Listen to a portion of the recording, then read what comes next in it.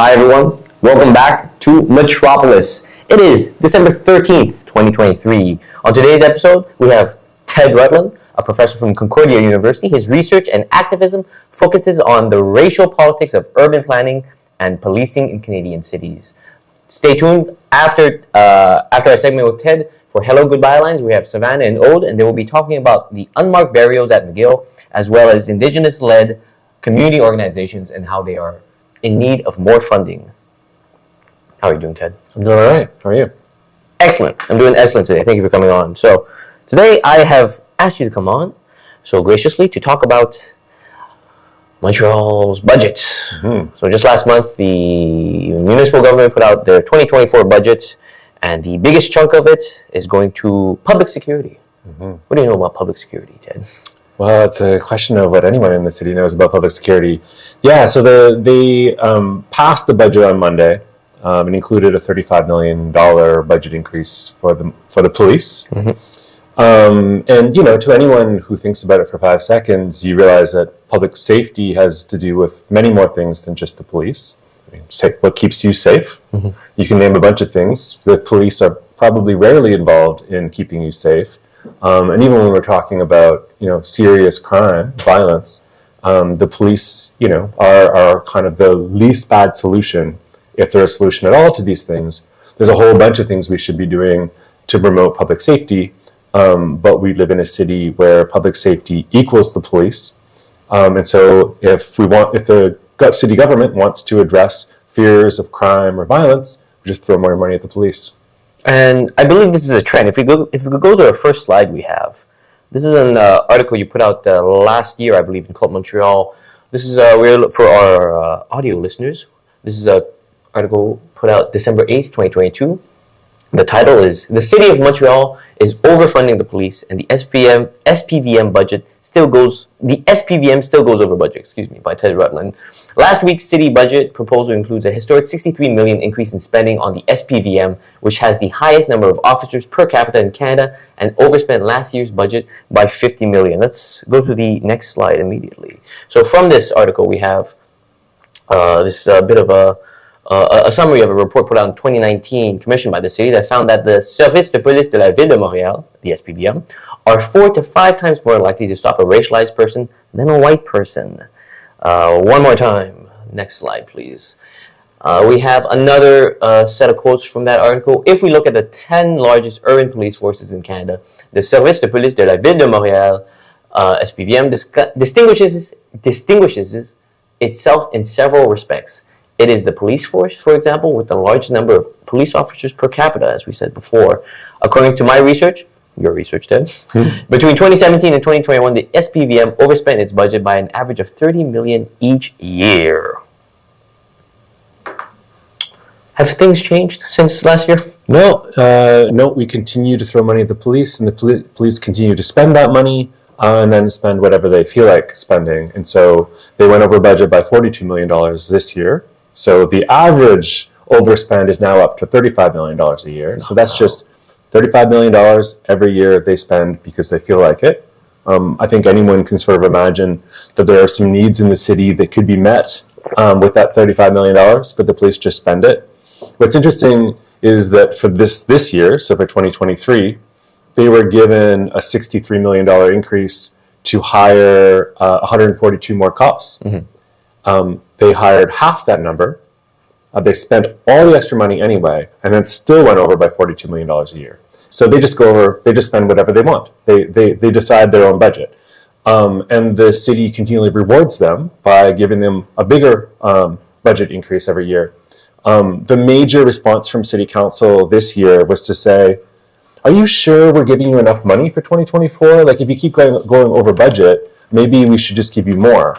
Wow, so they're saying like, oh, we see you're going over budget, so clearly like this means you're not getting enough, rather than there being some kind of accountability. And it's the only large police force in Canada that does this. I looked at the largest 10 police forces in Canada. The closest comparable to Montreal is the Vancouver Police Department, which goes over budget by $2 million a year. $2 million? Yeah. Meanwhile, we're going over budget by... Yeah, like by 35. $35 million. That's... Yeah. And as you said, the largest number of police officers per capita in Canada, 33% more than the average for the 10 largest police forces. And so we just have a ton of police. We throw a ton of money at them, and then they also just allocate money to themselves to spend on whatever they feel like. Well, do you know what it is that they're spending on? It's mostly staff. I mean, 90% of their spending is on staff, and so it's paying for policing. And I think the question, that Montrealers need to ask is, are there things that we see the police doing, or that we know the police doing, that we could just have someone else do, or that we could just not have them do it at all? For example, they spend a lot of money harassing unhoused people. Maybe we could just stop doing that. Maybe even we could cut the police budget, by the amount we want to see them stop harassing unhoused people, and provide that money to unhoused people in the form of like day shelters or long-term kind of social housing. A report that the Quebec Union of Municipalities put out this year. So in Montreal, basically the Montreal city government is the biggest member of that union, and so they very well know what this report says. They commissioned it. Shows that it costs $17,000 a year to police an unhoused person. If you think about what it would cost to just get the person a home, like that's over $1,000 a month that we're spending just to police one unhoused person. And so it's a waste of money. It's brutally violent, and sort of totally out of line with the kind of city that I think a lot of Montrealers want to see. I think to speak to that comment about this kind of city Montrealers want to see, I think in 2020 there was a report, a survey that asked Quebecers on what they believed should be done with like the financing of police, and something like 73% of Montrealers believe that the SPVM budget was too high and should be decreased to some extent. Do you think that sentiment is still around? So it's hard to tell, because the city, Projet Montréal came to power promising participatory budgeting. So they want people to be more involved in setting the budget. In 2020, they did this survey in the lead up to the budget, and asked people whether they wanted to see the police budget increased, decreased, or stayed the same, and 73% of Montrealers said they wanted it decreased.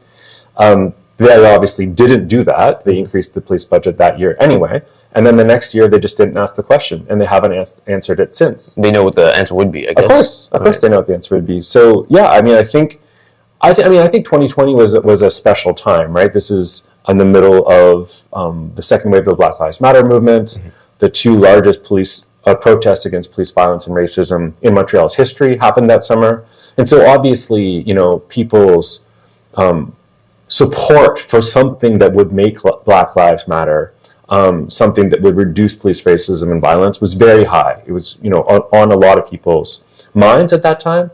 I suspect that the percentage would be a little lower now, just because, people get distracted. Of course. The police and the police brotherhood have done a very, very good job of waging an ideological and media counteroffensive to that movement. And so beginning in the summer of 2020, they started hyping gun violence, saying that gun violence was out of control, that it was a real problem. And when you talk about gun violence in Montreal, the subtext is that this is young Black people. Right. Two months later, they said, well, it's attributable to the street gangs. And street gangs in Montreal is code for Black people. There are gangs in all communities. It absolutely isn't a Black thing, but it's a way of being super racist without seeming to say that we're blaming this on a particular racial group. And they spent 3 years hyping gun violence and racking in the money in terms of budget increases. And the media followed suit. The media started hyping gun violence as well. And so do 73% of Montrealers want a smaller police budget this year? I suspect not, because, what's been in the media has been this tremendous moral panic about gangs and guns. And it's been a while since we've seen a historic protest against police racism and violence. It's been 3 years since we've had a big protest. But the problem remains. Do you think, why do you think there has been such a lull in the protests? Do you think they've just been on their best behavior, they haven't been doing much, or? I think that's how it happens. I think, the police are a form of organized violence. They're violence workers. That is their job. And of course, not every police interaction is violent. Right. But it is premised on the possibility of violence. The threat of violence. The threat of violence. So it could escalate to that. Exactly. Right. And everyone knows that. That's why we follow orders, right? And that violence could be, they could beat you, they could kill you, or they could arrest you and throw you in a cell, which is also a form of violence. And so they're committing violence, or they're acting with violence, the threat of violence, every day. They've killed a bunch of people since 2020. But you never know what's going to spark the protests, right? I mean, why George Floyd? You know, the U.S. police kill someone every 40 hours, I think. It's just, you never know what's gonna spark what's gonna be the movement point, and we will have another spark. And so, in terms of where the movement against police racism and violence is, in terms of where the movement to defund the police is, it's not visible right now, but that organizing is continuing. And so, I think that there's a lot of work going on to really formulate what we mean when we say defund the police. Like, what exactly do we mean? What are we trying to remove? And what are we trying to reallocate that money to? So I think the next time there is a big protest, I think we'll actually be better positioned to make really clear demands about what we want. And the funny thing, I think, is that both the police and our city council probably think that defund the police was just this fad, and they've defeated it because people aren't talking about it as much anymore.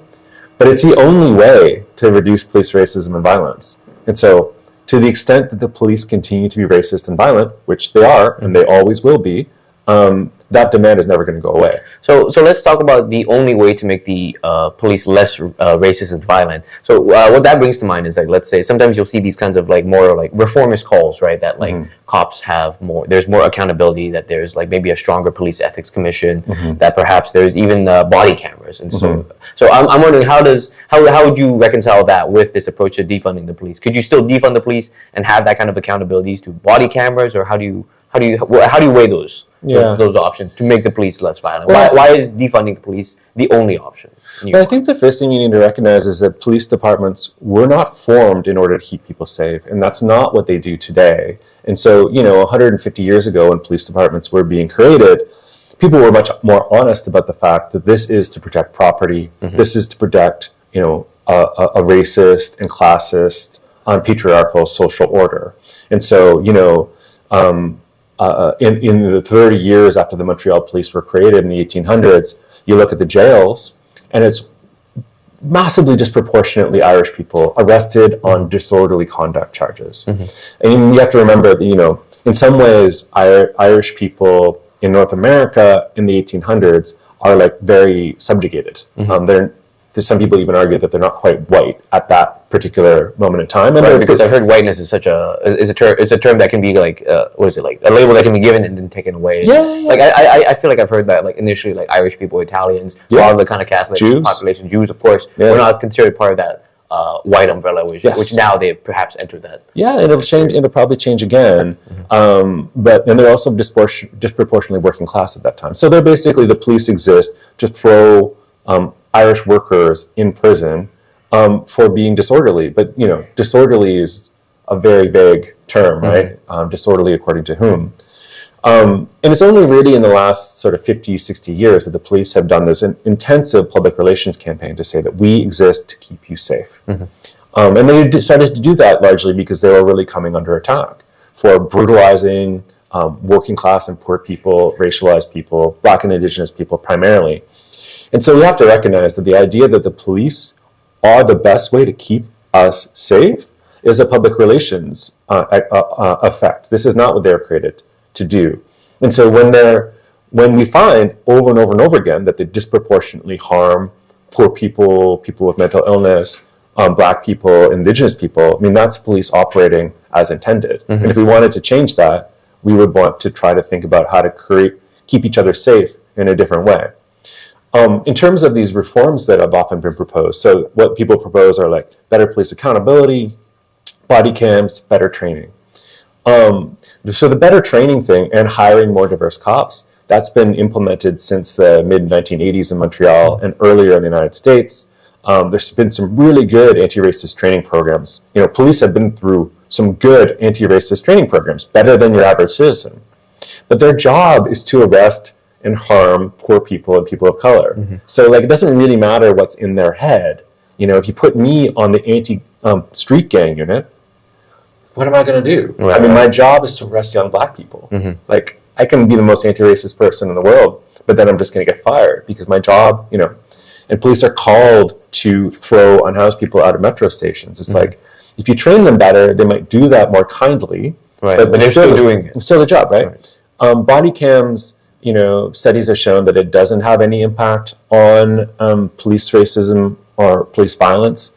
And in fact, the police use those recordings that occur through wearing a body cam in order to wage a public relations campaign against people who have filmed them.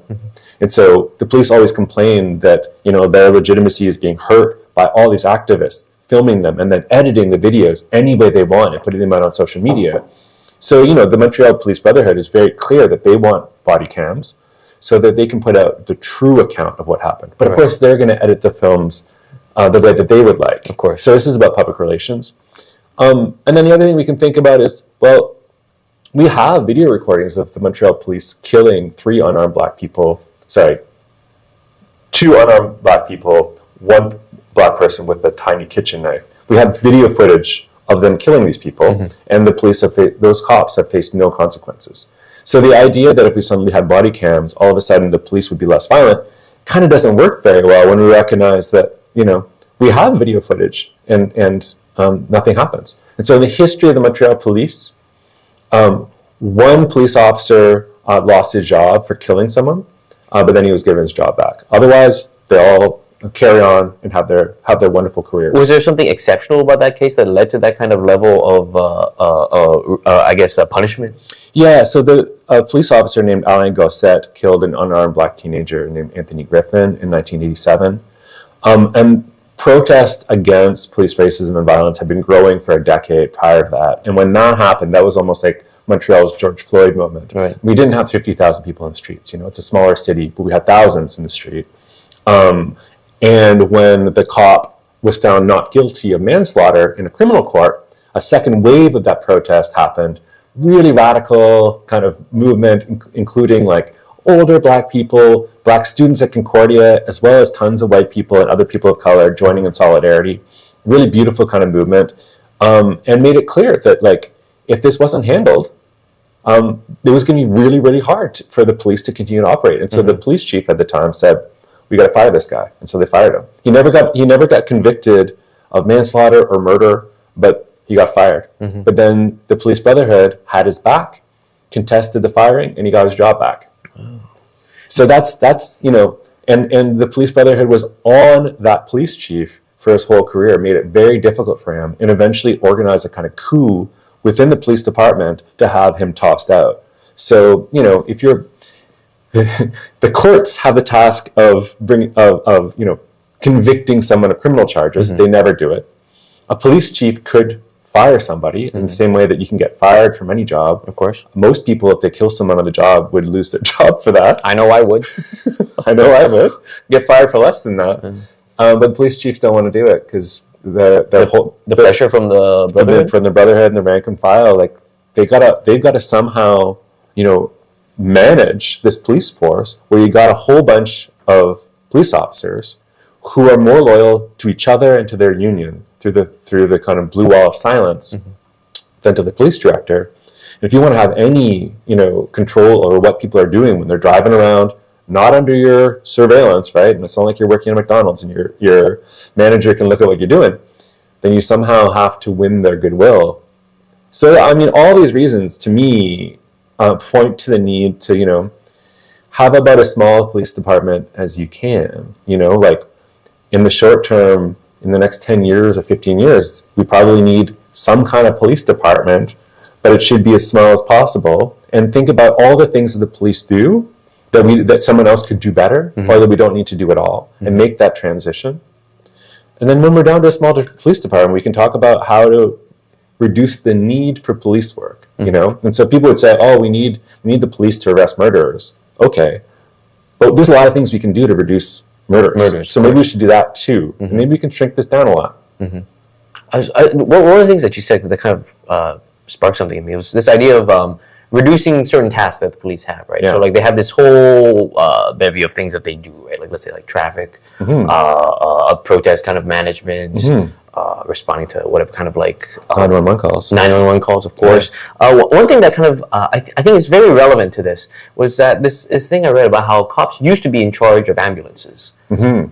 I read that cops, I can't remember, it was in the States, that used to be in charge of ambulances, but like the rate of mortality in these police-run ambulances was so high that eventually like this local city government found out that there's this group of black and racialized people who were running their own ambulances who had like a much better system, much better way of keeping people alive, and then eventually they took that job away from the cops and kind of created this thing of like the ambulance that was kind of under the auspices of like the hospital. It was clearly like immediately like mortality rates went down. Yeah, because maybe, I don't know, you put people in the ambulances who have some kind of medical training instead of law enforcement training. I mean, recently Montreal removed parking tickets from a police responsibility because they decided very intelligently that like parking isn't really a question of like law enforcement. It's a question of figuring out how we want to manage how people get around in the city and how we want to, make sure people can park but not have, tons of parking. So this is a question of like sustainable transportation.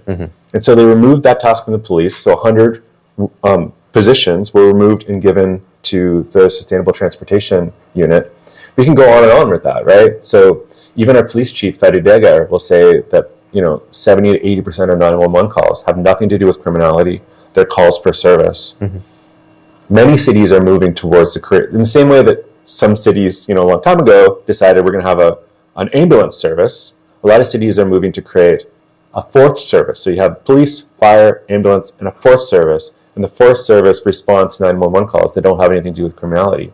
You can hire people with sort of kind of medical or social work training, get them some cars, route 911 calls to them, and they'll do that work. And, it would be nice to have people show up with guns as little as possible. Of course. It might be needed sometimes, but like 80% of calls, it's not needed. So let's figure out how to have a better adapted service. So I think in the recent budget, in the 2024 budget, there's an additional 10 million for MS, which is for psychosocial interventions. Could you tell us a little bit more about that? Because that seems somewhat kind of related to this fourth service thing. It could be a really good thing. Unfortunately, it isn't.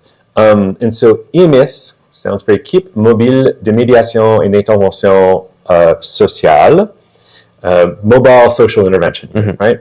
And it was created in 2000 on a pilot basis and has been expanded around the city. And they hire people with social work background to work for EMIS. So they don't carry guns, they don't have the power of arrest, and they have some kind of social work training. And it's billed as a service that helps people, primarily unhoused people. And it's also described as something that reduces the need for police intervention. But what actually happens is that they're not helping unhoused people. They respond to complaints from residents, from businesses, and from the police about unhoused people. Okay, sure. And so, their job is to make sure that those people who called them are satisfied, which usually means removing someone from a space, usually, a park or a metro station. And so they operate like the police. I think they're preferable to the police because they don't have a gun and they don't have power of arrest. But the thing is that they don't respond to 911 calls. So they don't reduce the need for police. Right. Now we have the police, and then we have EMIS. And in other cities like Toronto, Denver, Edmonton, Eugene, Oregon, they would have something like EMIS, but it would respond to 911 calls. So you could reduce the need for police. But now we're just adding another layer. And so in the gay village this summer, the city announced that our approach to the problems of cohabitation in the village, which basically means the problems that people who are housed have with people who don't have homes, is going to have 3 layers. And so EMIS will go in and try to fix the problem, but meaning remove the person. Right. If that doesn't work, we'll send in a police mixed squad, a squad with a cop and a social worker. If that doesn't work, we'll send in the conventional police. And so now we have 3 layers of policing. And, none of it addresses the actual issue. The root cause. The issue is that we have people who have no place to go. That's it. So that's an issue for that person who doesn't have anywhere to go. And it becomes a very surface level issue for businesses and like residents who are disturbed by certain kinds of behavior, which to me is not a big problem, but you could address it by giving the person a home, Right. or a place to go during the day. Would be cheaper or than both. the 17,000 it takes for each unhoused person, like you were saying before. You know? That seems to tie into this the thing you were saying about the police being a force designed to either with like colonial intentions, but also this kind of property protecting one. Yeah. 'Cause that seems like that still kind of continues that. Yeah. And an unhoused person is an anomaly in a public space in a capitalist city where every inch of the city is owned either by an individual, a company, or it's public property, meaning it belongs to the colonial state. And so unhoused people generally don't have a place to rent. They don't own anything, and they don't have money often to shop. And so, like in the gay village, it's really interesting because they're pedestrianized this street, Right. which sounds very nice, but it's a shopping street. You're there to consume, and I like it, because I have money to go and get a drink. I think But the people who don't have money to spend are an anomaly. They become a problem to get rid of. no, it's interesting you bring that up because I was talking about this with Drew, who we had on a few episodes before, and it's all these pedestrianization attempts. It's like, well, I also agree. I'm like, I like it. These streets are nice now. It's a nice aesthetic thing to have these.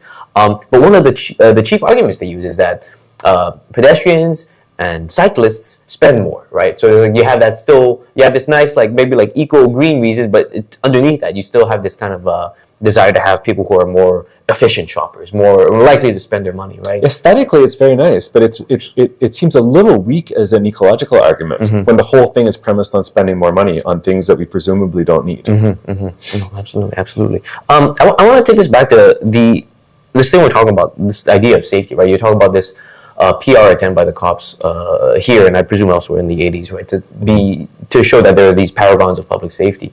And I feel like I run into this kind of a lot, right? You'll meet someone and we'll talk about like defunding the police, and there's this block where they're like, but don't they make us safe? So I'm wondering, how do you speak to people who, let's say, this PR campaign has worked on, or who are working with this idea of the police as the protectors and that are in service of citizens in Montreal and elsewhere?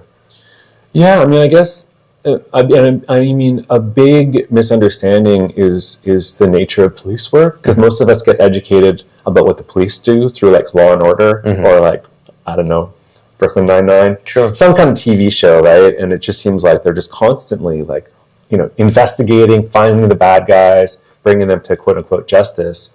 If we look at what actually police spend their time doing, we realize that very little of it has to do with investigations or doing an arrest. It has to do with just patrolling, responding to calls that have nothing to do with criminality. So that's something. I think the other thing, and Sandy Hudson from Black Lives Matter Toronto said this, is like our perspectives of the police really depend on our social position. So our social class, our racial background primarily. And what you find is that like white middle class people think the police keep us safe, but actually very rarely have any interaction with the police. So like someone like me, a white person, middle class person, might imagine that the police keep me safe, but I never see, like the police have no role in my life. Right. Other than some images you might see in CSI. I'm obsessed by them, but like right. they don't talk to me, they don't interact with me. I've never had to call them. Whereas the people that that the police target, have a much different understanding of police, and it's a complicated understanding, right? Because in poorer racialized neighborhoods, the police are very, very harmful, and they're up in people's faces a lot. But there also is more violence in those neighborhoods too. So that's a complicated thing. You've got sort of more privileged people who think the police keep us safe, but actually have no interactions with them. So maybe you'd want to have a conversation with them that's a little different. And then you have people who are more marginalized, who have many interactions with the police, and they're negative, but also there are issues that need to be addressed. And so in that case, we need to think about, well, what do the police do to address those forms of harm and unsafety that exist? And they really do nothing. I mean, if you look at the policing of so-called street gangs in the last 30 years, at the very beginning, in the late 80s, they said, we got to act now, we have to nip this in the bud. If not, in 10 years, we're going to look like New York or LA or Chicago. And, it's like, who what are they thinking of? And Right. What's the image of it? Yeah, they think, a lot of gun violence.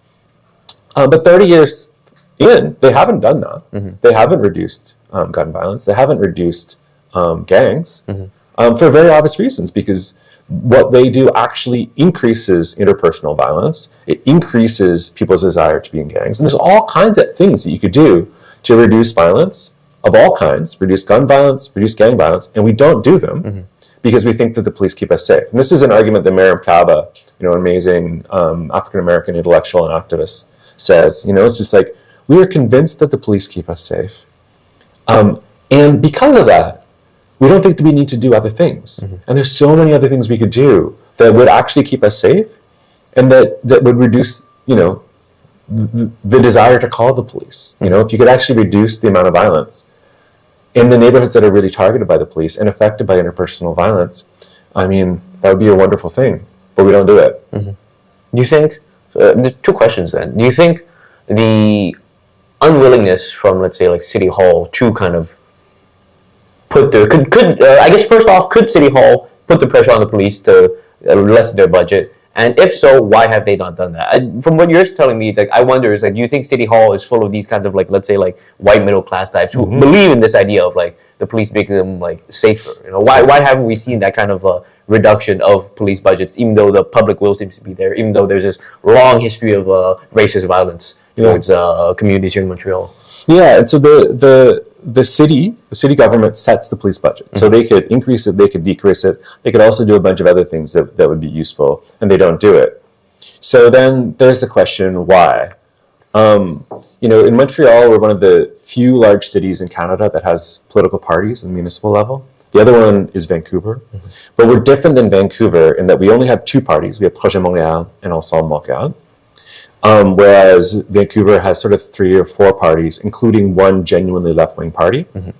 So who are our two parties? We have Projet Montréal, which is a party of white liberal gentrifiers, whose base are, white people in gentrifying neighborhoods who like biking, who like pedestrianized streets. Me, except I don't vote for these people. And then we have Ensemble Montréal, which is a more mixed race party, but based in the suburbs. And they're a conservative party. And so where in this are you going to get anyone who's critical of the police? These people love the police because they're right wing and because suburban values, I'm generalizing here, suburbs are diverse places, but in general, suburban values have been I want my safety, no one should bother me. Of course. Whereas, historically, if you live in the city, you're supposed to be used to a little bit of disorder, a little bit of different kinds of people. Maybe someone's going to be having a problem on the street and is yelling at you. This is what it means to live in a city, and it's fine. But here we have a party where they and their base are not harmed by the police. And so they don't know intimately the harm that the police causes to racialized people and to poor people. And they also benefit from the police. And so, an example that I often turn to is in the summer of 2020, in August, 4 people in Rivière-des-Prairies were shot, 3 of them killed in gang violence. And the mayor of Rivière-des-Prairies in Pointe-aux-Trembles, who's a Projet Montréal member, Caroline Bourgeois, stands at a podium in front of the media that day and says, you know what? I got a call today from one of my residents who said that she doesn't feel safe anymore, and she's going to move out of the neighborhood. And I just think, that just tells me that this is a problem. We got to do something. And it's 3 of your constituents are dead. Right. 2 others saw their buddies shot dead in front of them and are now in the hospital. But the problem is that somebody called you and said they're thinking of moving. But that's the politics. Is the people that we care about are the people who are afraid of violence that mostly will not touch them. Or the people who are involved in the violence, they're kind of they're not citizens, they're not human beings, they're criminals, they're not our constituents. And so Projet Montréal from the very beginning has, in many ways been trying to suburbanize the city in the sense of trying to create an urban environment where you never have to be bothered or scared about anything. But to me, that's not city living. Like I said, we should be safe. We should be safe. We should be doing everything to keep each other safe. But, three black teenagers on the corner that mean me no harm, that's not a safety issue, but that's gonna make somebody afraid. Right. That needs to be re-educated. Or, you know, the unhoused person sitting on the corner, that's not a safety issue, but some people are going to be upset by this. And Projet Maya caters to those sentiments and those fears that are totally unfounded. And so across the board, we've got people who love the police. What would you want to see from the municipal party in Montreal? Well, I think, you know, I'd like to see a genuine left-wing party. I mean, Projet Montréal is viewed as progressive mostly by the right. And so the Journal de Montréal columnists will say, oh, you know, those progressives with... In the same way that Joe Rogan calls Justin Trudeau a communist. Exactly. Yeah. But, like, I don't know any people who identify as left or progressive and know what progressive means, who think that Projet Montréal is progressive. They do some things that I like. Sure. But none of the things that I like that they do are necessarily right wing or left wing. I like bike lanes, but like, is that a right wing or a left wing policy? It's just like, it's a good policy. So I do think we need a left wing voice in city council, and as large a one as possible. And to me, a left wing voice is one that puts social and ecological justice at the center. And so, what's going on with people who are poor? What's going on with people who are racially marginalized?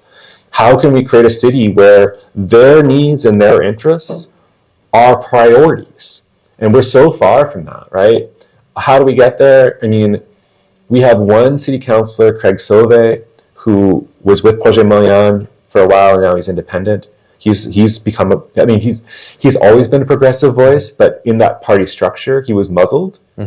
He maybe wouldn't say that, but I would say that he has much more interesting things to say now than when he was in the party.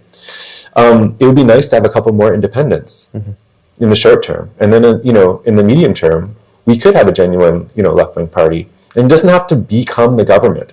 Just having that presence, The pressure. can make a difference. Because obviously, I think the way that the media, other than CUTV, covers things, the political debate is the debate between the two major parties. So at the federal level, it's like conservatives and liberals. Sometimes they'll talk about maybe what the NDP and the Bloc said, but it's like that's the whole spectrum of debate. And people I know fall very much outside of that spectrum of debate. And so in municipal politics, Projet Montréal, if there's anything that can be criticized about what they do, it's what Ensemble Montréal is criticizing them for. There's no voice to the left trying to hold them to account. So I think that really needs to happen. Okay, absolutely. So I guess on another level, like if we're talking about the things, before we talk about how the police don't really get to the root issues, right? The police are there to attend to the sentiments of, let's say, like the gentrifiers, people who are property owners, business owners, about either like unhoused people, either about like young black teenagers. But I'm kind of wondering so if we had, let's say, the budget was reduced, where do you think that money, those resources could go to attend to the root issues of what the police is trying to attend to? I mean, I think it would be nice to have a good public discussion about this, right? I'm an academic, and I don't like the way that some academics try to, substitute their perspective for democratic process, right? Sure, but I can tell you some ththings that I think would be good that are based on, meetings I've been part of, protests I've been part of. And so what you can think of here is like, well, so obviously we shouldn't be spending a dime on policing unhoused people. Every dime that we spend on policing unhoused people should be going to providing some place to be. So that would be a very obvious thing. I think, I think that it's something that people can understand. Like, I think people understand that, like, it's a little weird that we're spending all this money just chasing people around because we've harmed them in this way that gives them no place to go. Second, I mean, I think there's a whole bunch of things that are criminalized that should just be decriminalized. So drugs and sex work are the most obvious ones. I mean, the war on drugs is a massive failure if you assume that it was trying to achieve what we were told. So we were told that it was to take drugs off the streets, and it obviously didn't do that. I guess drugs won the war of drugs. The drugs won the war on drugs. drugs are just as available as before. What the policing of drugs does is it increases violence in drug markets because people have to use violence to ensure their debts get paid, to ensure they don't get robbed, because you can't just call the police if someone takes your stock. And it increases the toxicity of the drug supply in many ways. And so people are like, drugs are harmful. It's like, drugs can be harmful, but drugs are way more harmful because of the way that we organize their distribution in our society. And so we could just decriminalize drugs and use that money to like get really good popular education about drugs, so people know what the drugs do, how to use them as safely as possible. Spread harm reduction principles around the society, and make sure that there's really, really good rehab for people who want rehab. None of which we have right now. And then when we're talking about violence, I mean, it's almost like medieval to me that our solution to violence would be to send violence workers out to arrest the people who commit acts of violence. And so what our approach to violence does is either we're arresting someone after the fact, which is like, okay, but maybe we could have prevented that. If we can't prevent it, then whatever. This is just, there's going to be some violence in a society. Humans have always had some capacity for violence, right? But obviously we should be doing more than just arresting people after the fact. When the police say they're going to prevent violence, then you have operations like Projet Arrête, which is the gun violence unit of the police. They have just basically occupied the racialized neighborhoods in the northeast of the city. They've arrested hundreds of people, sent hundreds of people to prison. If you look at what they've sent people to prison for, none of it has to do with, like 10% of it has to do with guns. So they're just arresting anybody that they think might one day buy a gun and use it. And if you're trying to predict who's going to buy a gun and use it, I mean, racism is the only way that you can fashion that prediction, and it's not an accurate prediction. And so, I'll cut back massively on the policing of violence and invest massively in violence prevention. And there are models that work in terms of, among other things, investing in street outreach workers who can build relationships with marginalized youth, build relationships with them, just be a mentor and a guide in their lives. What does that mean? That means that sometimes somebody's involved in something and at some point they don't want to be involved in it anymore. You can guide them to something else. It means sometimes you will learn about a conflict that's happening and you can mediate that conflict. Like it's kind of amazing to me that our approach to like organized interpersonal violence, like gangs and criminal organized crime groups, is always about wiping them out, throwing them all in prison. Right. But like there have been gang truces, not in Montreal, but in LA, across the United States, and this stuff got reported in the Canadian media, but there's never a thought that maybe we could just do that. Right, mediate some kind of peace between the gangs. Right, because if you do that, you're accepting that they're human beings and that they have a right to organize themselves in groups. It sort of accepts that this is sort of a harm reduction principle. You're saying like, we actually can't get rid of gangs unless we have a radically different society where people don't need that kind of social group, but we can radically reduce the violence. Maybe we should do that. Right. Because what we're doing right now just increases it. So you're talking about the need for this kind of social group. So earlier this year in May, you put out a book entitled "Out to Defend Ourselves: A History of Montreal's First Haitian Street Gang." And so I'm kind of wondering, I want to ask you about that book. What did you see was the social need that kind of brought this gang to exist, and what were their interactions with the police like? How has it informed your own kind of assumptions about these gangs? I'm just kind of very curious as what you learned through the writing of this book. Yeah, and so large capitalist cities have had street gangs going back to industrialization, and so in Montreal, like many large cities, there were reports of street gangs going back to the 1830s, 1840s, especially in the 1860s, especially in the 1960s.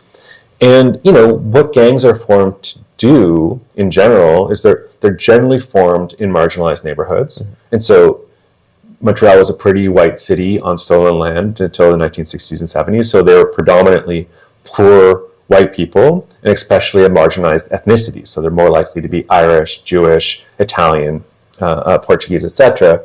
And yeah, they serve a role often in protecting the community against more dominant communities. And so, a gang is formed in a neighborhood because that neighborhood, the people in that neighborhood are getting attacked by the groups from the next neighborhood over. And of course, when you get a bunch of people together and the possible use of violence is part of your sort of entente, you'll often find that you can make some money too, and that becomes useful in marginalized neighborhoods as well. And so despite that long history of gangs in Montreal, it's not until the 80s when you start to see Haitian gangs that it becomes a huge panic, and the police create the first ever anti-street gang squad, which continues into the present.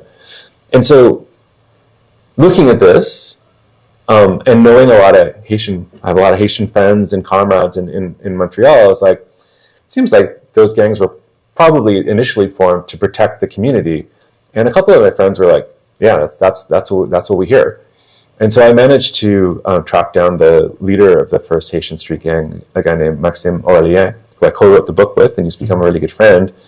And yeah, he formed this group to fight white racists. They were young Haitians were getting attacked everywhere they went in the city, especially in the northeast of the city, in Montreal North and Saint-Léonard. They were getting attacked in schools. They were getting attacked in the basketball court. They were getting attacked in metro stations by white groups of racists. So they're white street gangs, or they're skinheads, or they're like young biker gangs who, the Hells Angels are a racist group. And I don't mean that as like it's part of their charter. Right. It's not a comment on their personalities. And so they formed the gang to defend themselves. And so for years, they were just getting in fights many times a week, in parks, in schools, in the basketball court, in metro stations. They would also go to the defense of young Haitians around the city. So they'd be getting on the bus or getting on the subway and going to Montreal North, going to Saint-Léonard, going to Longueuil to defend young Haitians who were getting attacked. And so it served absolutely a need. And that first gang called Les Bélangers, which was formed in Saint-Michel, those members, including Maxime, eventually helped other neighborhoods to form gangs to defend themselves. And so gangs were formed in Montreal Nord, in Parc X, in Petit Patrie, to play the same role. And of course, some of the members of the gang were also involved in sort of petty crime because they were poor. And Maxime, was living by himself. His mom died and his dad moved to New York, and so he was doing breaking and enters every day to pay his rent, to house stuff. But that wasn't a gang function, but it was treated as a gang function. And yeah, like I said, the police responded like this was the first time the city had ever had gangs, and committed to a war on gangs, which again meant you have to wipe out the gang. Right. It's not arrest Maxime for break and enter, which is like, that's what the police are supposed to do. Like, you can't really call that racist. It's just like, you broke the law. Like, you can get arrested for that. But it's no, we're going to wipe out the gang. And so including the people who are there just for this, as a social group or for protection. And the result of that is the street gang squad has continued into the present, and gangs have continued in the present. I mean, if you wanted to, I don't understand why you would want to try. I mean, can't see any good reason to decide to wipe out a gang or to wipe out gangs. A, you're not going to be able to do it. B, what is your issue? Because a lot of what they do is just normal stuff. If the issue is violence, fine, that's great. So let's talk about how to prevent violence. Right. And let's recognize that violence exists in every community, and and gangs mostly attack people who are in gangs. There's an so-called innocent bystander every couple years, but there are femicides, men killing their partners all the time. Right. We don't do anything about it. So again, it's like Miriam Kaba said. It's just like the police have decided that gangs are the problem, and we believe that policing gangs is going to keep us safe. And it's like, are you serious? No one in this room is very likely to be harmed by a gang. We're most likely to be harmed by someone we know. And I think psychologically, I think that serves a role. I think that we can't actually deal with the fact that we are vulnerable people with skin and blood. We have finite lives, and we are most vulnerable to the people we know. I think we don't want to deal with that. Right. So instead, we just create this image of an outsider that's dangerous, that the police stands between us. Yeah.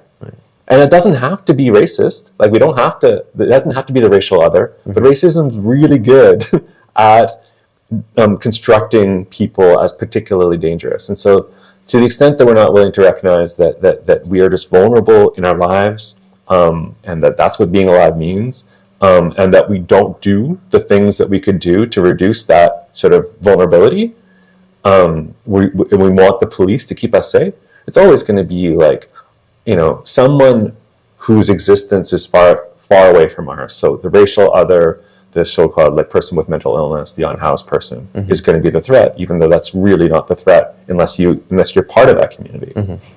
Oh, wow. Thank you for sharing that. I have one final question, I guess, coming back to this current budget for $821 million towards the SPVM. Is there anything in the budget you've seen, in the SPVM budget, that I guess if I have to be more specific, are there any strides the current city government is making that you think are steps in the right direction, and you think it's enough? No, I mean, like, it's funny, this Projet Montréal came to power on the promise of the Pink Line. They were going to, the public transit party. And what they've done in this budget is just the Pink Line for listeners and viewers is it was going to be a metro line, a new metro line that was going to go from, I think, like LaSalle through NDG. It was going to cut through downtown, so it was going to help take the pressure off the orange and green lines, and then notably it was going to cut through a very dense and kind of like underserved area, like all the way up to Montreal Nord. Exactly, all the way up to Montreal Nord, cutting through Rosemont-la-Petite-Patrie, areas that have been very underserved by public transportation, metros, and specifically, I think notably, these areas were poorer. Yeah, right. Yeah. And so this party, who presumably people voted for because they campaigned on public transit, they were ready to fire 250 people in 2024. So, there's not anything positive that I can say about either city party when it comes to public safety. And I think it's really a shame that I think Montreal is a great city, and I feel like we don't have good people governing us. But there's a bright side, right? I mean, I think one of the things that is really positive is, people have talked. We're going off script here, not that there was a script, but not allowed. I think that people can see the connection between different kinds of violence. Like, a lot of people have argued that one of the boosts to the Palestine solidarity movement that we're seeing in the streets now in the last 2 months, which has existed before but is growing, right, is the Black Lives Matter movement. It's like that was a moment and a movement that helped us to understand oppression and violence in a deeper way. And once we come to understand, like, those people are experiencing oppression, and some kind of form of power is using violence against them. I mean, you can transfer that, right? So I think, I think the Defund the Police movement and Black Lives Matter movement, they're not as visible now, but that organizing is still happening. And I think anytime you see a movement like the Palestine Solidarity Movement that is contesting oppression and violence, that is really important because of that issue itself. But it is also fertile ground for a broader kind of anti-oppressive and anti-violence politics. And so I don't, if you'd ask me this question at any point in history, I think I would say that I don't see a lot of hope in our government at that time. There have been moments of more hope than right now. My hope lies in the people. And I think that people are doing all right. I think that people are doing well. Even the kids. Nice. Kids are all right. The kids are especially all right.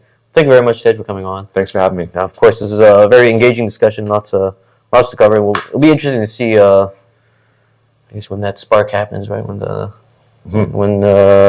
cops are going to mess up once more, because they probably will, judging by the trajectory of things. We'll be right back with. Actually, hold on. Where can people follow you? You can follow me on Twitter at Ted Rutland. You can follow me. That's where I do sort of more stuff like this. You can follow me on Instagram if you like as well, at Ted Rutland again. That's more a mix of like memes and political outrage.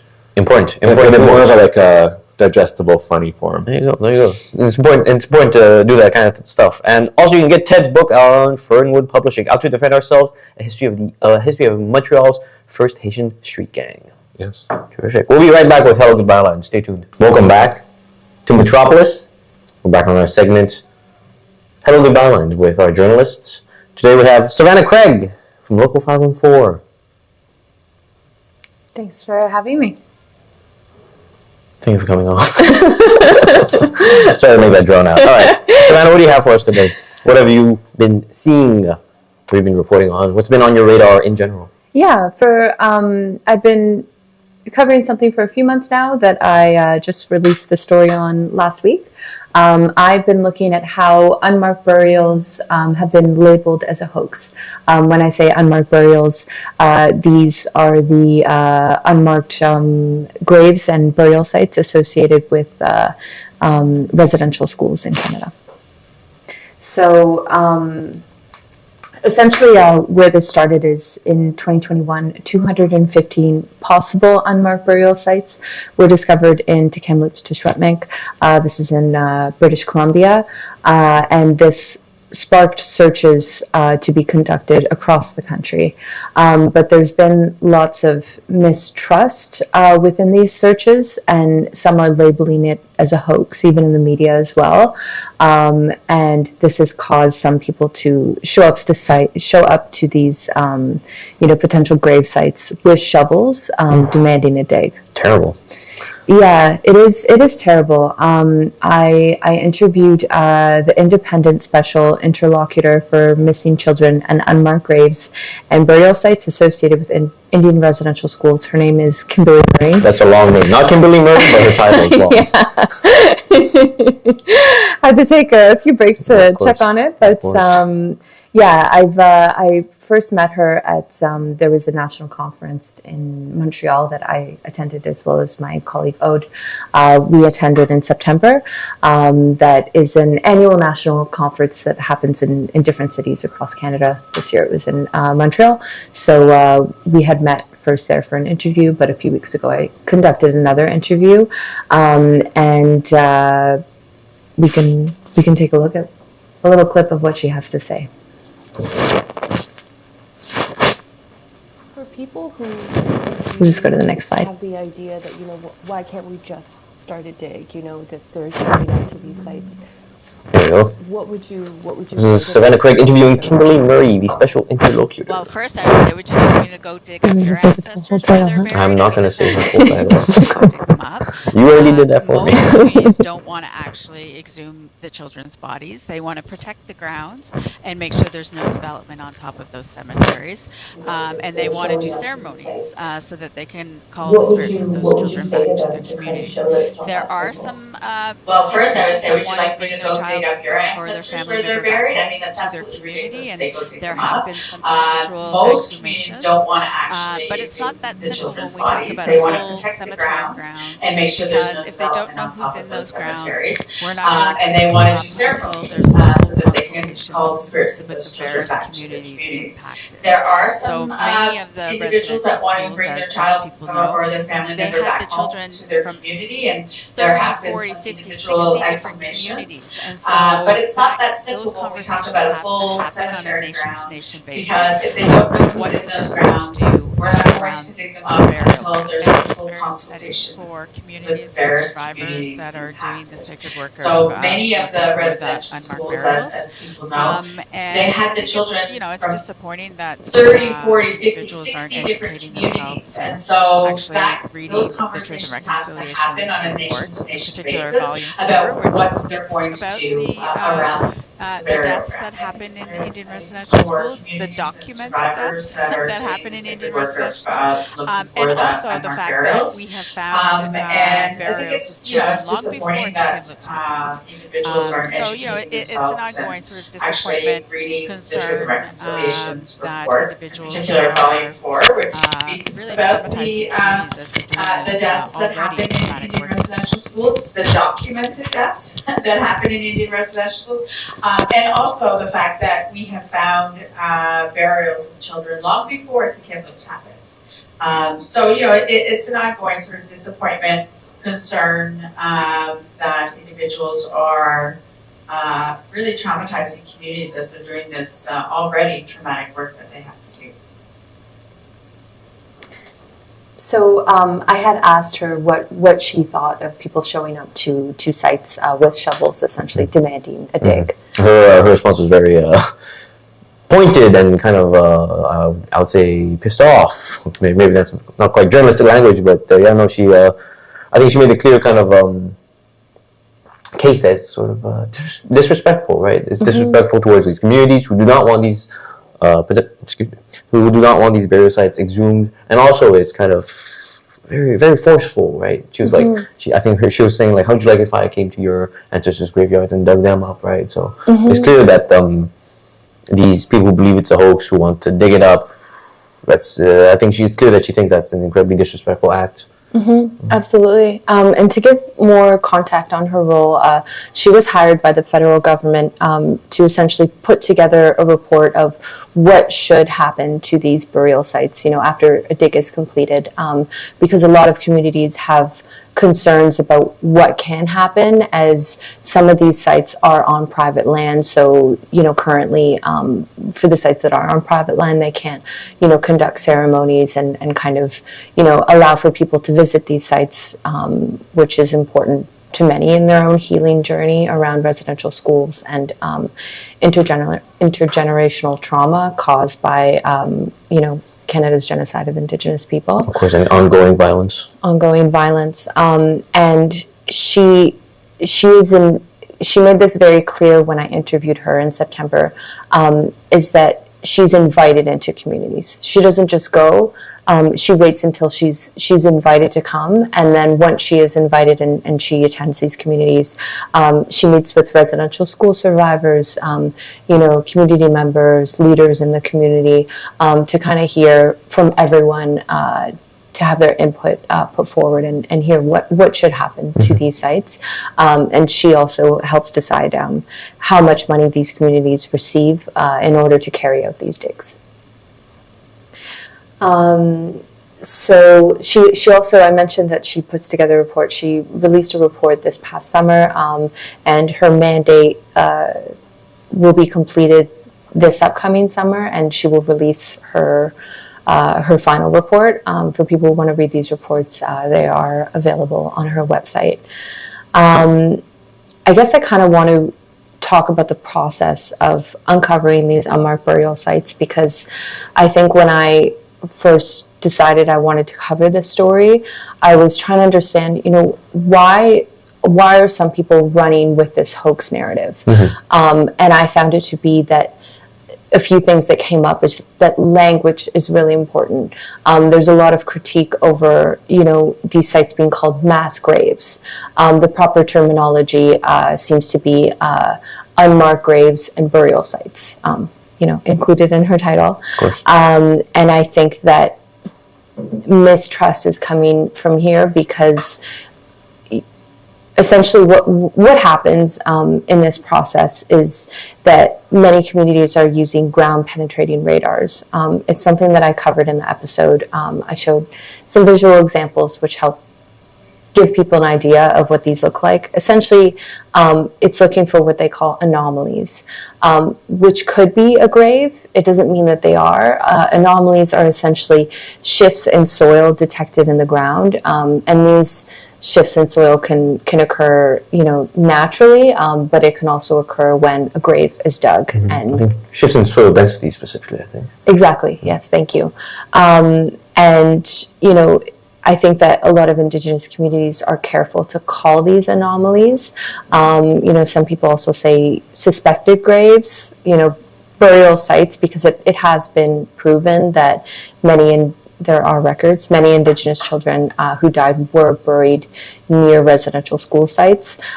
So it's more a matter of where are they rather than did it happen.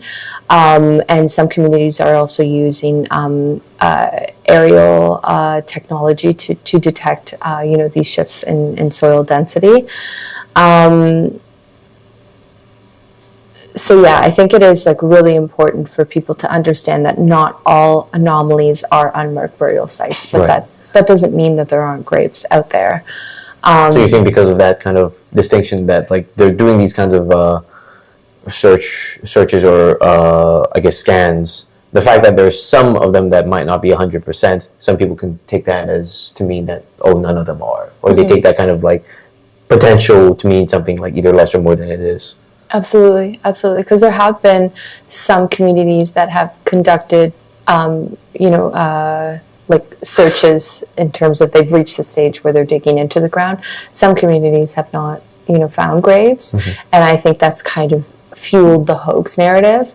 But there are records. Even a few months ago, a community in Saskatchewan, a jawbone was unearthed that they detected to be belonging to a boy who was from over 100 years ago. I believe he was around 5 years old.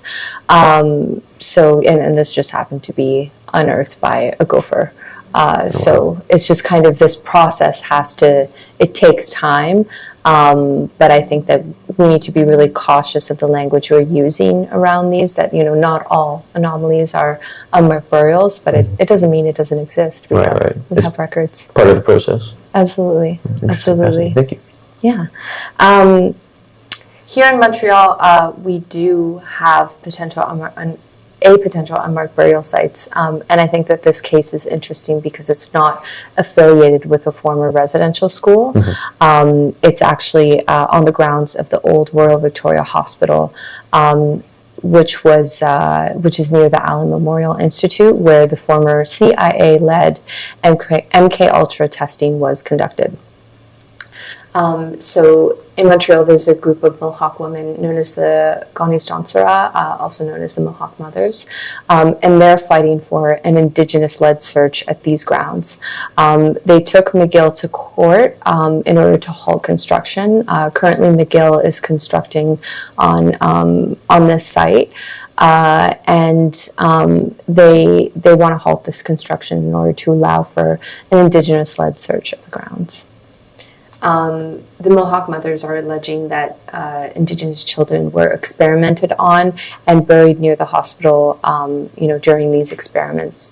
Last month, the judge to the case agreed that both McGill and Quebec's public infrastructure company, the SQI, breached their contract because they fired the appointed expert panel of archaeologists to lead an investigation into the possible unmarked burials. Essentially, the expert panel was a part of a deal that was struck in April between the developers and the Mohawk Mothers, and McGill and the SQI had not upheld this part of the contract. It seems like they want to just kind of blaze through with it, you think? Yeah, because they have, I attended a court hearing in October, and essentially, McGill is trying to show that we are conducting a search, but they're conducting their own search. On their terms, with the things they want. Exactly. Right. And there was a representative of the Mohawk Mothers that was speaking in court, and she was saying, we're not allowed to see some of these documents. Like, we want to be a part of this process. We want to, be able to see, what's being uncovered. They also said that they had gone to the site and were kind of asking questions, asking for evidence. And they said that they were being mistreated, alleging racism as well. So it kind of seems that, from what they're saying, they're really being pushed out of this process when, this is the reason why they've taken McGill and the SQI to court. No, of course. Yeah, no. It's fascinating, yeah. Because it's like there's known cases of like the kind of victims of those CIA experiments there, but I think up to now I haven't heard about any of them being specifically Indigenous or Indigenous children, but I think there's something about the allegation that does sort of track, right? And when we think about like the kind of place Indigenous people, not just in Canada but around the world, have held in like our medical systems, as like how they're kind of seen as like either by the system in some regards as like disposable or potential kind of like potentials to like experiment on and do kind of different unsightly things to. So it wouldn't strike me as off the mark if this was true, but it's still kind of ongoing, right? And I think it's an important part of reconciliation where, many institutions such as McGill, Concordia, they vocalize support for reconciliation. They do, land acknowledgements that we're on unceded Mohawk land. But it's important moments like these where, Indigenous people are being shut out by trying to, heal from past trauma and look into what happened to members of the Mohawk community, whether there are unmarked burials or not. I don't think that McGill pushing them out of this search process is very helpful for reconciliation and building ties between communities. No, yeah, I wonder. I wonder. So essentially, recently the update is that the court ordered McGill and the SQI to rehire the panel. I've been in touch with one of the Mohawk mothers. Gonatenta is her name, and she said that the Mohawk mothers have returned back to court, as she says that, following the court order, McGill and the SQI have continued with construction without oversight from the expert panel that they were, essentially told to rehire by the court. And the Mohawk mothers are also calling for McGill to release the records of Indigenous children that were experimented on at the Old Royal Victoria Hospital in order to help support the search. McGill did not respond to a request for comment. The SQI did respond to me, and they said that they cannot comment further on the situation. So that's pretty much the local update, but I think that it is an interesting case because it's not affiliated with a residential school site. And even Kimberly Murray, when I interviewed her, she made it clear that not all unmarked burial sites are near residential schools. She also said that some sites near residential schools were overflowing essentially, so they had to relocate bodies elsewhere just because there wasn't enough room. Oh yeah. That's interesting because we have all this. I guess not even recent anymore, but this kind of building news, right, about kind of unmarked burials, and that's attached to this idea of residential schools, right? And you have this idea of like the children that have been kind of like pretty inhumanely, cruelly kind of like set aside and like left in the ground without any kind of like consideration, right, of who they were, And it's interesting to think about this one case at McGill, right, about how they kind of I don't want to say a tactic, but this kind of result of an unmarked gravesite is still kind of there and still kind of present. And I think, to me, at least what that talks about is this kind of like, again, like I was saying before, about how these kinds of organizations, whether it's residential schools or even here with like McGill and the CIA, potentially, because it hasn't been confirmed, but how they might consider these kids or these Indigenous people who have been kind of disposable and also not worth any kind of like proper I forgot the word. There's burial. They weren't given the proper burials, and there's not any kind of notice they're given, and they're just kind of seen as like, all right, whatever, like let's bury them. But again, I say that, but we haven't the seems like research is still going on. So it should be interesting seeing what comes of that. I think kind of a word that kept coming up while I was covering this story is truth. When I was in court, yeah, right on the screen. When I was in court, it came up a lot. Essentially, the Mohawk mother is saying, we're searching for the truth. The truth will come out. And when I was we were going to go film near the construction sites for this story. I was walking along Pine Avenue, and I came up to this man who was weaving in the fence. Behind this fence is the construction site, and right on this fence, he was weaving in truth. And at that point, I had been trying to reach the Mohawk mothers to have an interview. It was leading up to one of their court hearings, so obviously they were very busy. And I just happened to stop and say, "Are you a part of the Mohawk mothers?" And he said, "Yes, I am." And we chatted a little bit, and he ended up telling me that every day a representative comes to this site to weave truth into this fence, and he said every day it's taken down. Oh, so they weave. So just for our audio listeners, we're looking at a picture of right in front of the Royal Victoria, we have this kind of construction fence put up between the street, the sidewalk, and between the sidewalk and the building. Into the fence, we have the word "truth" woven in with orange textiles, it seems. And so, yeah, you're telling me that someone from Mohawk Mothers goes to weave in this word into the fence, and every time it's taken down? Yeah, that's what they told me. That's interesting. Yeah. So I thought that was kind of interesting and really seemed to be a word that kept coming up, in the few months that I was covering this story. I don't know why they're taking it down. It seems, Bad press? Bad press, maybe. Maybe, yeah. Seems like they're unwilling to comment on it. Yeah. Because I remember after they put out the injunction. The injunction I thought was really interesting because I feel like it's the first I've heard of it, anyways, of like this an injunction coming in from an indigenous-led kind of community organization onto like this much larger institution, right? That's like McGill and the SQI as well. And to me, that seemed like a sort of like a good step in the right direction. It's like, oh, it's interesting seeing like these indigenous communities use these kinds of legal tools to kind of stop development, to try and get towards the truth that they are seeking, as we see with this woven word. But I remember after some of the initial reports, the initial findings from the ground penetrating radar people they hired, it seemed to be that it was something like 9 anomalies, and there was a few of them they had this categorization system of like likely, potential, and then unlikely. And I remember, I think for McGill, it seemed to be that this report was generally put things in the unlikely category, and for that, wherever they're like, okay, we did our job, now it's time to move forward, right? And I remember not too long after that, that's when I saw like McGill starting to do more advertising.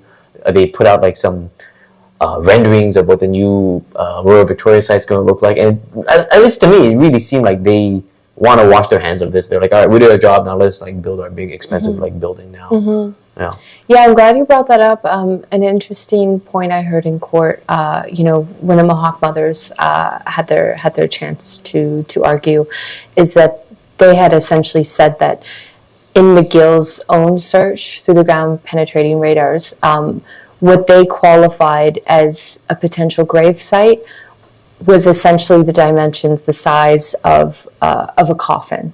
Oh. And they were saying this doesn't actually work because it's likely many of these bodies, potential bodies, if they were buried there, they were not buried in a coffin. Right. They would just be without coffin into the ground. Just the body. So I thought that was pretty interesting. I'm glad that you mentioned that. Yeah, I mean, it's kind of telling when these people being McGill, let's say, have these very limited or specific kind of criteria that they're looking for, right? Because it's so specific. Because they're specifically looking for a coffin, and they don't have a much more inclusive or broader the definition for like what they're looking for the body or the sign of a body. It shows you like they have the specific definition, and clearly that's not met, unlikely to be met, as some people are saying. And because that's not met, they're like, okay, we did our job. Now we can kind of continue off without this. Yeah, absolutely. Concerning. A few weeks ago, when I spoke with one of the Mohawk mothers, she said that she was actually there is a group we're actually in Sault Ste. Marie, helping another Indigenous community, essentially, in the legal process of something similar to this. So she was saying, we've been successful, and we want to, it's successful in terms of challenging the institution, to, include them in the process and not carry out this process alone without kind of showing people what's going on with the search. So I thought that was interesting that it's not only happening in other communities, but they want to offer their support. And I think something else that's been interesting in this court case is that the Mohawk mothers did not have legal support. They essentially defended themselves, not as lawyers. Wow. That's really fascinating. Yeah, it was. It was really impressive, honestly. Kudos to them. Yeah. So I wanted to kind of jump back to the whole hoax narrative and, question where is this coming from? There has been some news outlets pushing this narrative, people on social media as well as politicians. Last month, a counselor in PEI, his name is John Robertson, he had to pay a $500 $500 fine for posting a sign saying "Truth, Mass Grave Hoax." He posted this ahead of the National Day for Truth and Reconciliation on Truth? September 30th. Mass. Truth, mass grave hoax. And where did he post this sign? Essentially on, I can't recall what you call them, but like outside of churches, there's like the text box. Oh, sure, even sure, high sure, sure. schools. Yeah. I don't know if you want to describe that better than me. Yeah, I mean, it's usually just like a little like marquee, I guess, that's outside like a church that just says like Sunday service at this time. But I guess he made it say "Truth, mass grave hoax." Exactly. Kind of like to promote the whole, these graves are a hoax narrative. Yeah. Chilling. Yeah. Last month, it was announced that he would be suspended for 6 months and ordered to write an apology, as well as paying this $500 fine. I think that's kind of looking for some form of accountability, but once these statements are made, this narrative really takes off. Yeah, so it's a bit difficult to see that, politicians, elected officials are kind of repeating this. Yeah. Because, I mean, they have even though he has a large platform, people pay attention to what they're saying, and they look to elected figures for some sort of guidance, and it's kind of concerning when one is saying that, it's a hoax. Yeah, absolutely. I wanted to show an example from the National Post. We could put that slide on the screen. Essentially, when I was putting together this story, before I had even put together the story, I had come across some coverage from the National Post. Go ahead, you want to? Yeah, so here we have an article in the National Post by Terry Glavin, "The Year of the Graves, How the World's Media Got It Wrong on Residential School Graves." And the subheading is, "The coverage triggered protests, church arsons, and condemnation from Canada's bad faith rivals. But last summer's reporting on the country's long-acknowledged historic shame had little to do with what happened." So I think I had come across some articles, and there's Trudeau. A photo of Trudeau kneeling at a small flag in a field prior to a ceremony at the side of a farm residential school. This is such a photo stunt, but whatever. I think we saw him kneel during BLM. I'm sure he did. So essentially, before I got the idea that I wanted to cover unmarked burials as a hoax and look at what's happening locally, I had come across some reporting by the National Post. Many of their articles, this article included, and I think especially this one specifically, it really challenged the terminology of mass graves, when what you should be saying is unmarked graves and burial sites.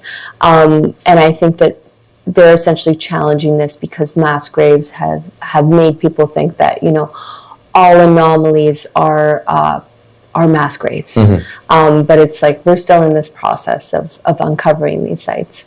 So I think it got me thinking, because I had heard someone speaking about, they saw this headline and they were going, all these grave sites, they're a hoax, they're not real. This is such a big lie that's being, I guess, blown up, because we are seeing a part of the marches, such as the National Day for Truth and Reconciliation, the numbers of potential graves. And I think, in cases, especially with the National Post, they have a tendency for sensational headlines. Mm-hmm. So I thought that, unfortunately people do read headlines without really breaking into the article. And this was an interesting case, I think, especially the subhead. The coverage triggered protests. Last summer's reporting on the country's long acknowledged historic shame had little to do with what happened. I think that, it's interesting when you read it, the kind of correction and critique on the terminology, but I think that we just have to be cautious. And the last slide I want to show is a reaction to, so I found this on Twitter, at fake Kyle Lewis. He writes, "Get ready for more quote, graves, unquote, to be discovered, this time in Montreal, ... biggest hoax in Canadian history. So, when we're seeing our politicians, Not Carl Lewis, though. no, he's not a politician. Not yet and not ever. When we're seeing our politicians, promote this hoax narrative, and, kind of sensational headlines, promoting a hoax narrative or critiquing this kind of, process in discovering these potential unmarked burials, it can lead to narratives like this, and something I discussed in the episode is harassment of Indigenous communities, and it fuels people to feel like they have the power to show up to these burial sites with shovels, and that just furthers a lot of trauma. I think that we just need to let it take its time to discover, where are these graves? As I said before, we know that there's bodies somewhere. There's so many Indigenous children that died in these schools. So it's not a matter of if, it's just when will we discover them. Right, exactly. To what extent? Yeah. It's actually, it speaks also to the importance of being careful with like the kind of language you're using, right, and how you deploy that language, right? Because clearly they had that National Post article, which I think is a bad faith article. But just because they're shining this kind of criticism towards this kind of idea of like mass graves, suddenly it's like, I feel like there's also the other end of it, right? Where you have from like let's say a population of like settlers who are clearly disturbed by these kinds of who are disturbed by these kinds of developments and findings. That now the fact that they get this even potential that they can be free of that guilt by someone even suggesting it's a hoax, I feel like people take to that, right? Where they're like, okay, this kind of like real concern I had about being a settler on this kind of like land that has been kind of formed by like genocide and oppression. Suddenly, I get the idea that it's a hoax. Maybe that's like that can like maybe it is a hoax. That way, my conscience can remain like clean. That's what makes me think of anyways. But that's a quick thought. I was wondering, do you have any final thoughts on this? I think it's something we can explore more in the future on this show. I think it would be interesting, but I think just to kind of comment on the point that you made, I think that it's bringing up a lot of feelings for Canadians, especially very patriotic Canadians, because they feel they can't celebrate their identity. Right. They're asking themselves, what does it mean to be Canadian? For them, it used to be this thing to celebrate, and now it's like perhaps the question is a little more ambiguous. Well, the answer is more ambiguous now. I think personally, we can celebrate how lucky we are to be in this society while recognizing that, for many white Canadians, they have they have a lot of luck, but they also have, a society that's made for them. I think we just need to reflect on, who's kind of not prioritized in our society, who's still facing, forms of genocide, and, react to that, because I think that would make us a better woven society, and, better to be proud to be Canadian. There you have it. Thanks, Savannah. Thank you for having me. Of course. Oh, will be on. We have an issue because they need the studio for 3:45. Okay, let me talk about it. No, we don't have time. We tried. We're just gonna get Ode to jump on. Okay. And we have like a hard cut at 3:45. All right.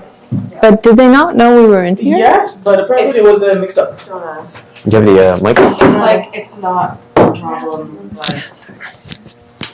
I don't know how I'm gonna go into this in like 10 minutes, but I would say just fucking. yes, technically.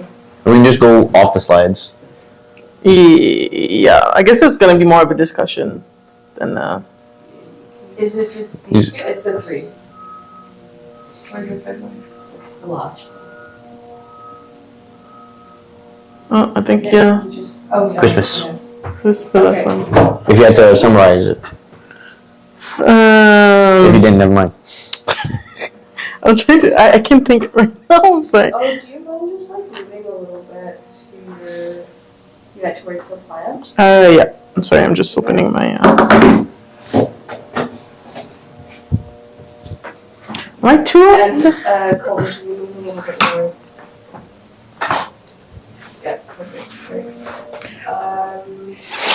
don't know. We're gonna have to Are we ready? We have to what? just. Yeah. Also, Where's your mic? by the way, when Oh, okay. just sorry, like, my bad. this needs like end in like 5-10 seconds. 5:10. Yeah. Because we did 10 minutes. Yeah. Gotcha. Just so we're on the same page. Gotcha. How's I gotcha? Another 10 minutes. I got so prepared. My childhood. Yeah. Okay. 3, 2, 1. Oh, hello there. How you doing, Ode? I'm doing great, and you? Pretty good, pretty good. Sorry, I got distracted by some noise outside. So for our Hello Goodbye lines, welcome back onto the segment. You would like to talk about... We are live. All right. So, welcome back, Ode, to Hello Goodbye lines. Today, I believe you are talking about Indigenous-led community organizations here in Montreal and some funding requirements that they are in need of. Yeah, exactly. So basically, around the winter time, organizations such as Resilience Montreal, as well as the Native Women's Shelter and the Ishkwe Project, will usually ask for funding. They will hold like fundraisers, as well as donation drives for people to be able to give money, gift cards, winter clothing in general, food, any type of thing that can support unhoused communities better. And they're doing it this year as well. I know that, for example, Resilience Montreal has a fundraiser happening on December 17th, so this weekend. But yeah, so recently they've been asking for more money because the situation for organizations have been they've been less and less funded by our municipal government, and this is happening with Resilience Montreal. Resilience Montreal has actually written a letter to the City of Montreal to ask for more funding. I believe we have that letter. Yeah, we do have that letter. Let's read this. All right, so let me read this out. This is from Resilience Montreal to the City of Montreal. On behalf of Resilience Montreal, we would like to share some of our challenges. From this time last year, we have seen a 33% increase in the number of people using our services, 350 people served per day, up from last year's 250 per day. This has been further increased since Chez Doris closed their homeless day center and are only giving services for those who have, quote, fixed accommodations, unquote. From this time last year, our recent realities include, the first bullet point, a huge increase of those in need of resilience services, approximately 1,200 meals per day.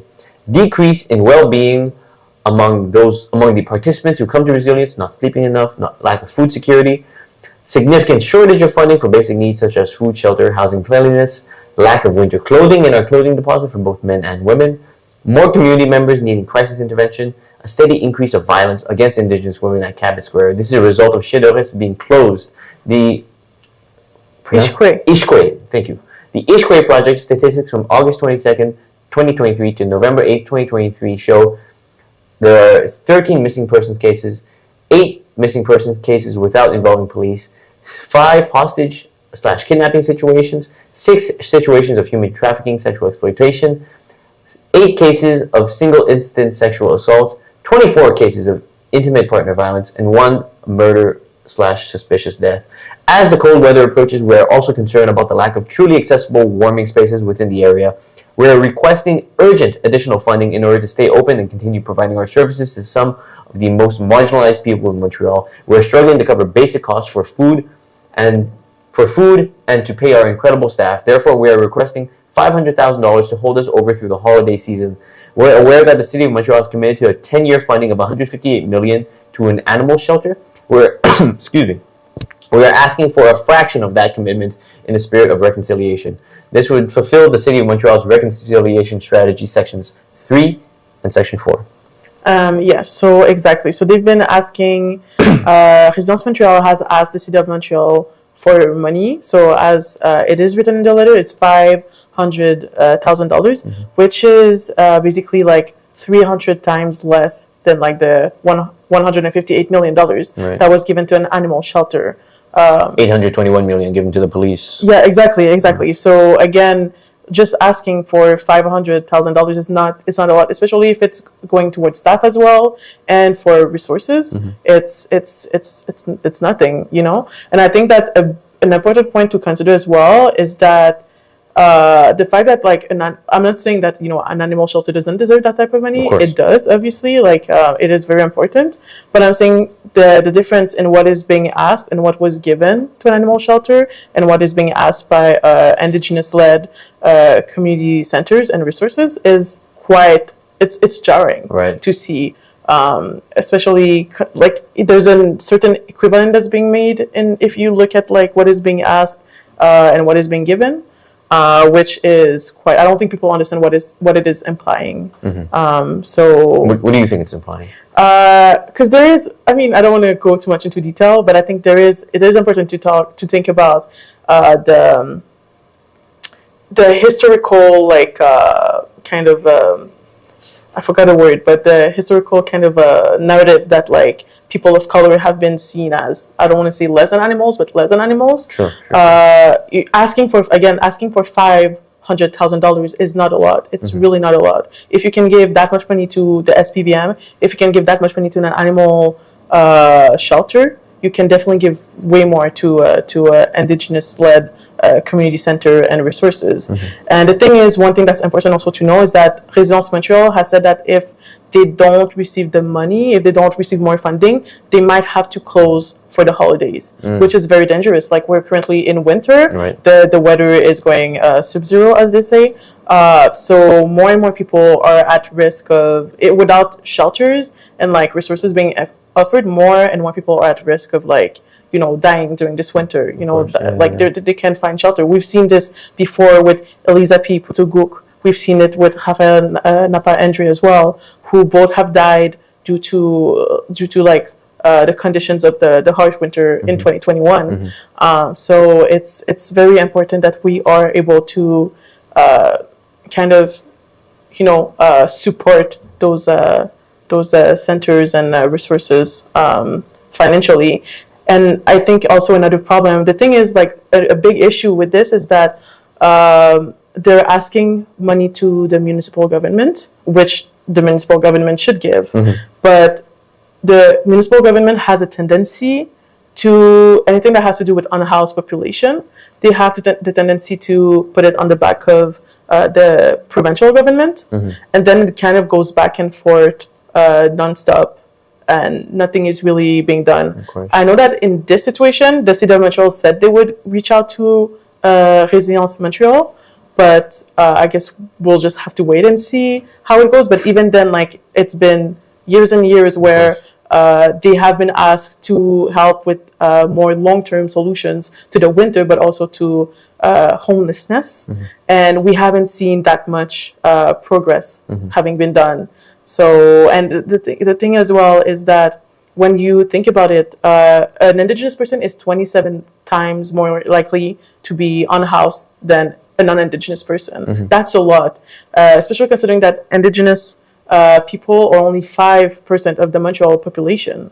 That's to be 27 times more likely to be unhoused, despite being such a low number of the population on the island. It's quite a big incredibly so. I think it's good to hear that the city of Montreal, they said they're going to reach out to resilience after this letter. I think that's good, but it's also like you don't want things to get to this level, right? You don't want things to get to this level where like you have an organization like Resilience that feels like it has to kind of write this open letter as like a kind of pressure method. You would want this to be just naturally part of the municipal government's thinking of like, all right, winter's coming up, what can we do along with the help of the provincial government, rather than being like, no, you guys do this, we're not going to touch this, right? You want them to be working in partnership to almost what is it, like proactively kind of think about these kinds of things. Because it's not like winter's like a surprise. We know it's going to come every year.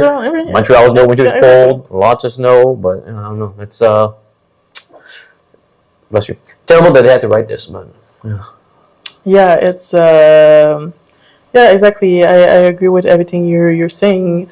It feels almost like because this has been aired, it's been said like, once again, for another year, the city of Montreal is not giving us the money that we need. They're like, oh, before it gets worse. Like, let us course. jump ahead and like say we're gonna reach out, but also like reaching out doesn't really mean anything. Of Like, I course. can say I'm gonna reach out, but am I actually doing the actions Yeah. to like kind of ameliorate a relationship? And again, as they said, like in the spirit of like Montreal saying that they're so inclined on like reconciliation. If you can't even do that, do the one of the most, like, obviously I don't work in the government, but if you can't even like start with this, like how are you gonna start really go for that reconciliation? No, of course. Yeah. So as you said, they should work proactively with Indigenous communities and leaders and organizations to be able to reach a better, like a more stable Position. Yeah, I think there's something about this letter I think is kind of interesting. It stuck out to me. It was this last part. We're asking for a fraction of that commitment in the spirit of reconciliation. This would fulfill the city of Montreal's reconciliation strategy. It's like, I mean, first of all, they should be doing it because it's like human beings, right? Exactly. Because they're human beings who are like, going to be out in the cold. Shouldn't be just a strategy that makes you do it. You But should do it. and because I think it's telling. It's telling that the resilience feels like, not of resilience, but like they feel that what can get Montreal, the city of Montreal's attention, is that like, hey, by the way, like people are like dying, people are really in trouble out here, and also this would like check some boxes for you. Yeah, guys, exactly. And to me, that's like, it's so terrible that they had to like go to that length, right? Being like, hey, by the way, like people are dying, but also we know you guys want to do reconciliation. Yeah, and this would exactly. count. Like you said, you would try. So here's your way you can try. Here's the way you can actually do it. Yeah. So yeah, it's very it's very disconcerting to see. So Absolutely. Yeah. Absolutely. Yeah. Yeah. I had more to say, but I think All right. Well, we'll keep it for another episode then. exactly. All right. Thank you very much, Ode, for coming on to Hello Goodbye Lines. Pleasure. This will be our second last episode. Is the holiday seasons, as we're saying. Next week will be our last episode. Tune in then for a great discussion, as always, of course. And until then, take care of each other, and